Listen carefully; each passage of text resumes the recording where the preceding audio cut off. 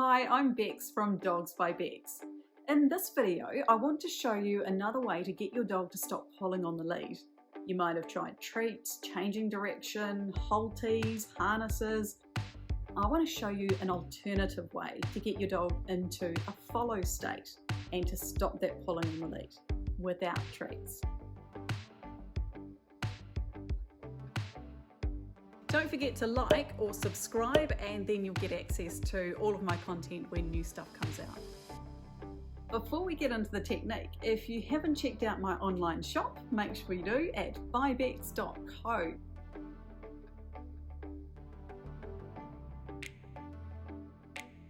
So let's get into it. In one of my earlier videos, I show you how to get a dog into follow state by doing lots of change directions and moving out of the way. This technique will work for a lot of dogs, so do watch that video as well because those techniques will also be relevant to you. So what if you've got the dog that still wants to move forward, if you've got all the tools in the world or you've done lots of change directions and you still can't get them into follow mode? In some cases the dog is stuck in their own head and they don't want you to tell them what to do and when because they want to decide how things go. In other cases what you might find is that the dog learns through the movements that you're doing what's going to happen next, so they anticipate what's happening. So as soon as they move out of your way, they know that you move forward. So when you move forward, they naturally want to come around and go straight in front of you again.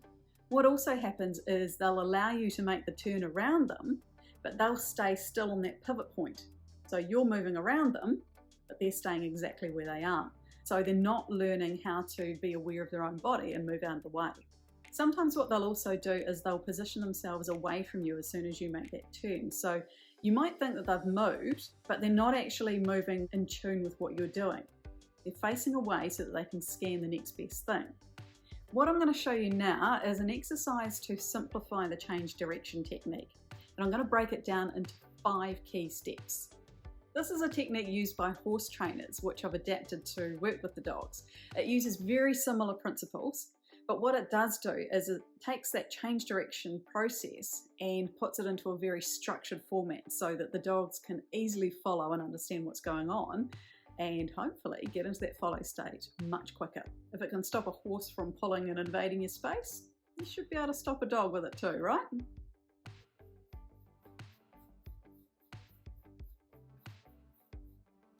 Step 1 is about claiming and clearing the space around you so that you've got your own little bubble.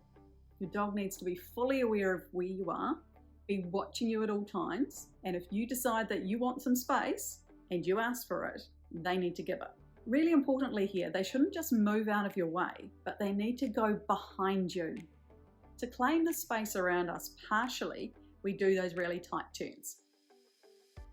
To claim the space fully, we need to be really specific with our dogs and tell them what we want moved. So in this step, it's about the back legs. We want those back legs in motion. To do that, we look at the back legs. We don't look at their heads, their bodies, anywhere else. We look at the back legs and move toward the back legs. We walk with purpose, but we keep that pace really slow. You don't want to be rushing at the dog so that they haven't got time to think about what's going on. You want to give them a few seconds to process that you're about to move into their space and that they need to move. Otherwise it's being really unfair if you're suddenly straight in their space and they haven't had a chance to properly digest what's going on.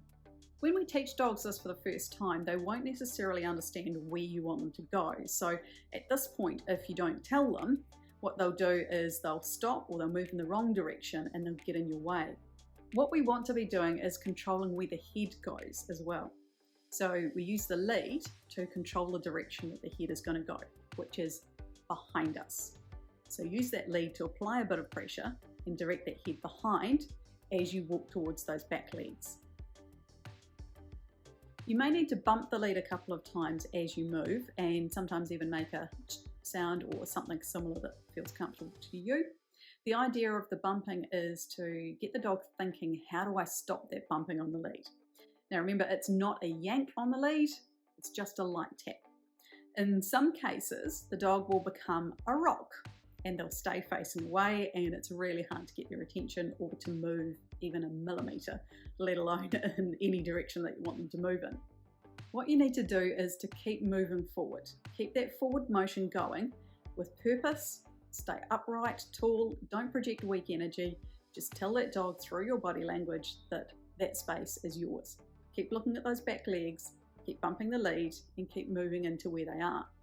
What you might need to do is apply pressure with your body at this point, and that's by making contact. Now, you're not making contact with a kick or any other hard pressure in that respect. If you think about like a game character when they get stuck against a boulder or something else and they keep running to move that boulder, and then eventually it moves, that's the kind of thing that you're attempting to do here. You want to just keep moving forward until that dog has moved.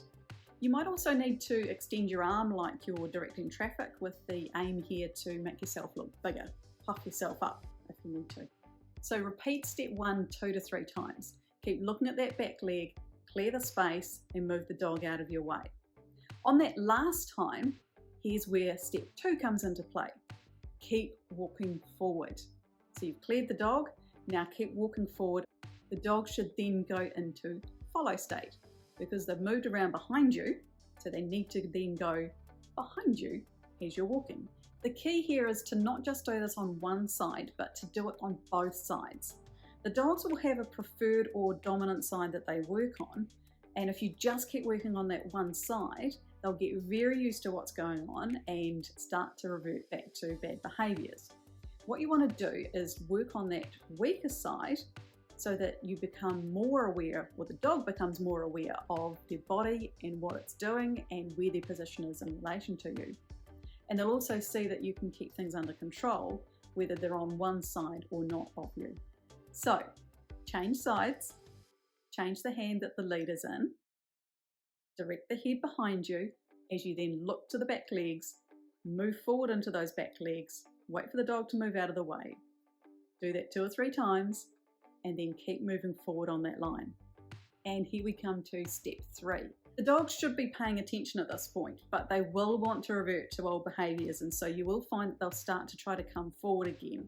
They want to keep moving forward. They might then still want to go back into that pulling zone. So you want to stop that.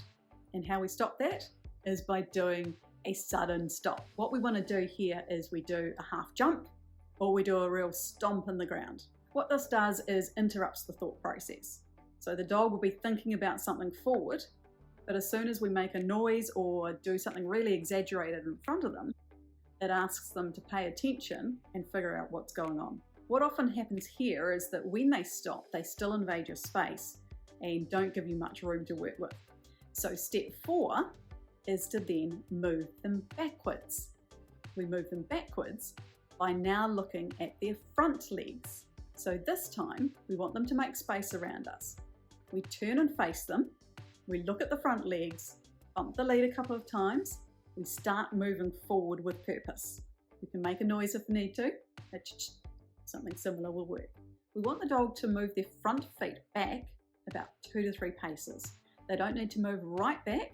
We just need to get them thinking enough to be aware of their body and move their feet back a couple of times so that they move out of your space.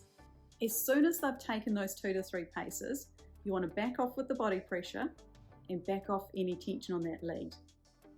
You might find that when you do the exaggerated stop that the dog sits, which does make it harder to get them to move backwards.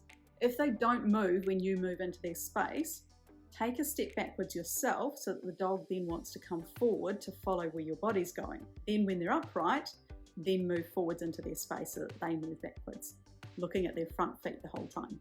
And now we come to step 5. We turn around and we walk forward again. The dog should be back into that follow zone. And you can keep repeating those steps until the dog is doing exactly what you need them to do, which is follow, not pull ahead. Now, the key thing to remember with any training is to always start in a low distraction environment first. Your job and the dogs is going to be much harder if you go straight to where there's people and dogs and bikes and scooters and everything distracting going on around them. Start in the backyard, then move to your driveway, then move to the street, and then move to where it's much busier.